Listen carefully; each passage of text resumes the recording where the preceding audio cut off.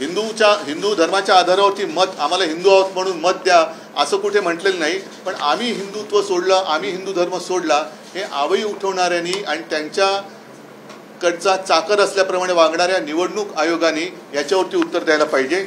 आणि दुसरा महत्त्वाचा मुद्दा जो अत्यंत गंभीर आहे, हे 2 व्हिडिओ तुम्हाला मी मुद्दामून दाखवले।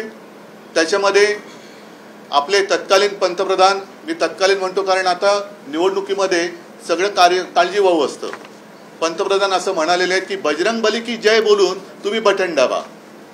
अमित शाह म्हणालेत की तुम्ही आम्हाला मत द्या, आम्ही तुम्हाला रामलल्लाचं दर्शन घडू।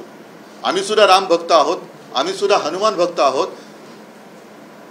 महाराष्ट्राचा विचार केला तर महाराष्ट्रामध्ये आई तुळजाभवानी हे महाराष्ट्राचं कुलदैवत आहे।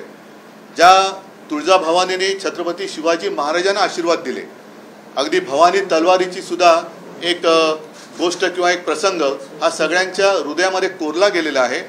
कधीही एखाद्या गोष्टीची सुरुवात करताना भवानी झाली काय, भवानी झाली काय असं आपण म्हणतो, आणि गेले कित्येक वर्ष जय भवानी जय शिवाजी ही घोषणा ही जनतेच्या हृदयामध्ये आहे। अगदी महाराष्ट्राच्या कडे कपारीत, काना कोपऱ्यात, गल्ली बोळात सगळीकडे जय भवानी जय शिवाजी ही घोषणा आहे।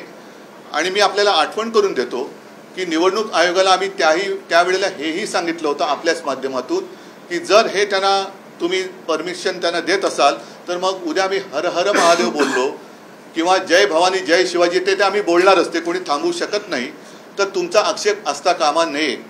आता ते गीत जे आम्ही तुमच्या माध्यमातून जनतेसमोर दिलं होतं त्या गीतामध्ये त्या गाण्याचा जोश एक वाढतोय आणि त्याच्यात बॅकग्राऊंडला ज्याला आपण कोरस म्हणतो किंवा बॅकग्राऊंड म्हणतो त्याच्यात जय भवानी जय शिवाजी ही घोषणा आहे।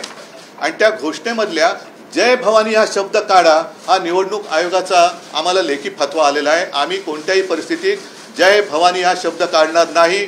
निवडणूक आयोगाने आमच्यावर कारवाई करणार असाल तर पहिलं मोदीजी आणि शहाजींवरती कारवाई करावी आणि मग महाराष्ट्राच्या कुलदैवताचा अपमान तुम्ही केलात हा जर का मी आरोप केला तर त्याला निवडणूक आयोगाकडे उत्तर आहे काय?